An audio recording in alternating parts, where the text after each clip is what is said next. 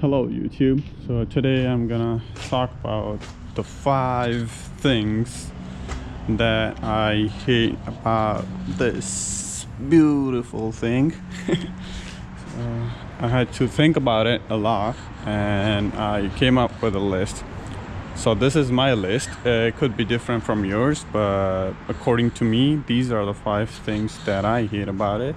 And the list is in increment order, meaning that the first thing is I don't hate it as much, but the 5th thing is the main thing that really annoys me about it. I have seen a lot of other reviews and they always complain about not having a gear indicator on the dash, but that is not my concern. I don't even care about it. I've never had a bike that had a gear indicator, so it doesn't even matter to me. I just go by the feel.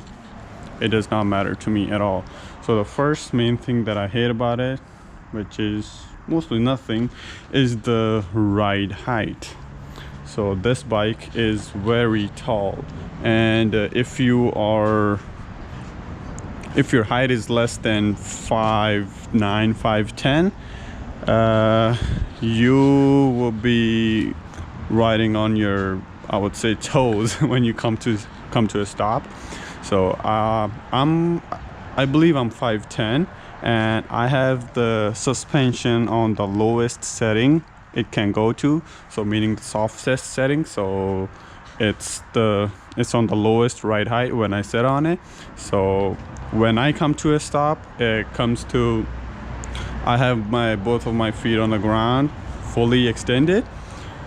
But if I was any less, if my height was any less than 5'10", it would have been a bit of a problem for me, because I do a lot of city riding.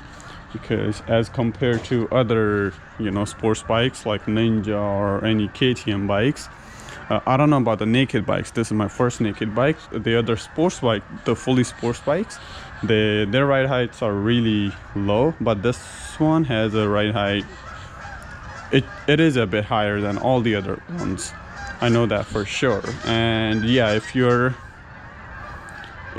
less than 5'9", 5'10", you're gonna be riding on your toes.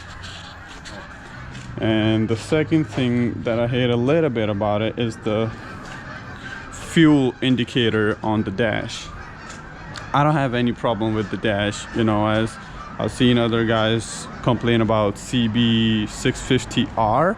The dash on that one, you can't really see it in the sunlight, but the dash on this bike is completely visible in any light.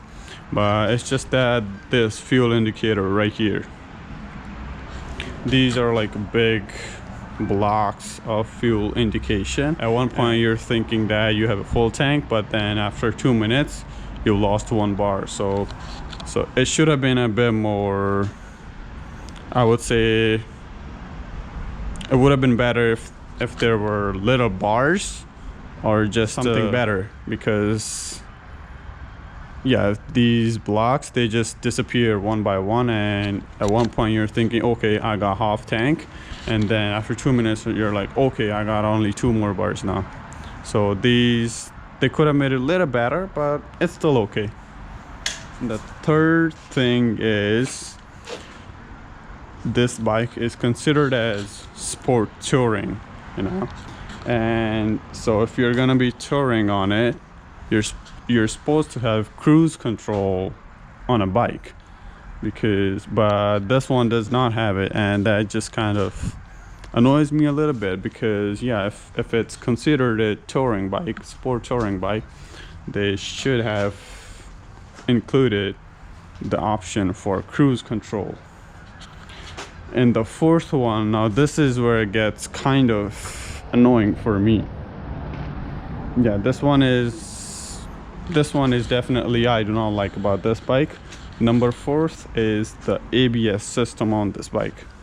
Don't get me wrong, the ABS is absolutely needed on this bike. You do need it on this bike because it's very powerful, and if you need to come to a full stop so quickly, it will do that for you.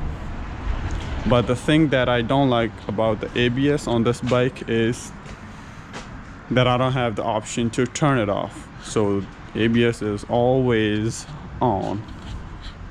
I would have liked the option to turn it off once in a while when I, wanted to do something fun, let's just say. And yeah, and with ABS, it just does not let you do anything with it. So that's the -1 for not having the ABS turn off switch on this bike. And the number 5 is the thing that I hate the most about this bike. I absolutely hate it. It's the dipstick on the engine oil level check. All the other bikes, that's a 2015 KTM RC 390 that has a see-through glass.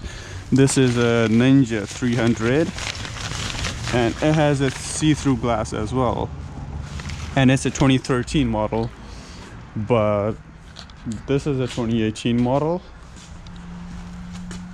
and it comes with a dipstick, and I don't like dipsticks. I think they're not very accurate for me. For some reason, I don't like it. It's the maintenance things about this bike that I don't like. And the other last thing is the location of the air filter. Every other bike has the air filter right about here under this section, but this one has the air filter under the fuel tank. So you gotta remove the whole tank just to change the air filter. I changed the air filter on it. It was okay, but if you're not mechanically inclined, it might seem intimidating to you. But yeah, those are the main things that I hate about it, because I like to do maintenance on it on my own, and if it's a bit of inconvenience for me, so I don't like it. And yeah, I absolutely hate the idea that they thought that dipstick would be better than a see-through glass for the engine oil level check and the location of the air filter.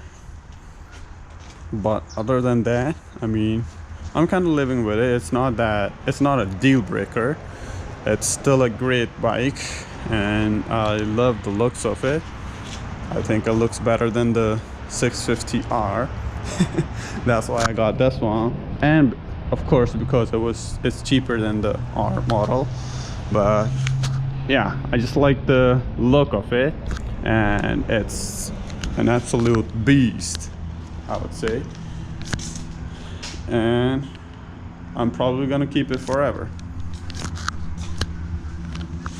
All right, so yeah, that's about it about the things that I do not like about this bike. So if you have something else that you don't like about this bike, let me know.